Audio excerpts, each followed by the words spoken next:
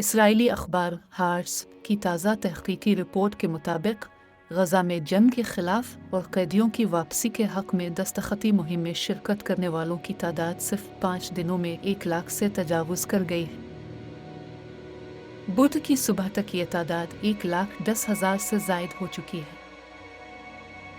मुतअद्दिद reserve फ़ौजी जिन्हें गज़ा में तैनात किया गया था, अब इस जंग के ख़िलाफ़ आवाज़ बुलंद कर रहे हैं।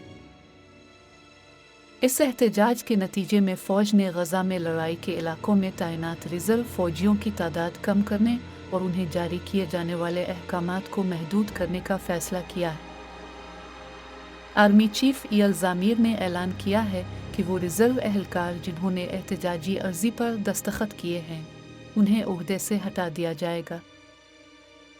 इस फैसले के बाद फ़ौज के अंदर तनाव और भी बढ़ गया है। कई सीनियर अफसरान का कहना है कि रिज़र्व फ़ौजियों के अंदर एतमाद ख़त्म हो रहा है और इससे फ़ौजी मंसूबे भी मुतासिर हो सकते हैं। फ़ौज अब गज़ा में रिज़र्व के बजाय रेगुलर यूनिट्स भेज रही है, लेकिन वहाँ भी हुक्म मानने में दुश्वारी हो रही है। ईएल ज़ामीर ने कहा है कि फ़ौज में इख्तिलाफ राय बर्दाश्त नहीं किया जाएगा।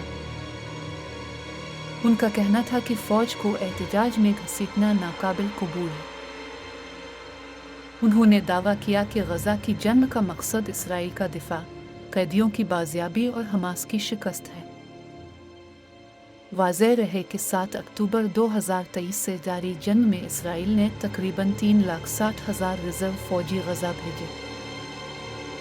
हालिया दिनों में 6,037 अफराद फ़ौज और इंटेलिजेंस इदारों से वाबस्ता ने 17 मुख्तलिफ अर्ज़ोहे पर दस्तखत किए, जिनमें मुतालबा किया गया कि कैदियों की वापसी को जंग के ख़ात्मे पर तरजीह दी जाए।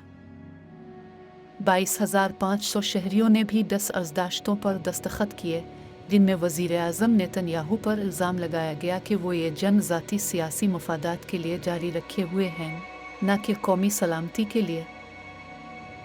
ये बगावत नुमा एहतजाज न सिर्फ इसराइली फ़ौज के अंदर एक गहरे बहरान की निशानदेही करता है, बल्कि इस बात का इशारा भी है कि जंग के जवाज़ और क़ियादत पर अब ख़ुद इसराइली सोसाइटी में भी शदीद सवालात उठने लगे हैं।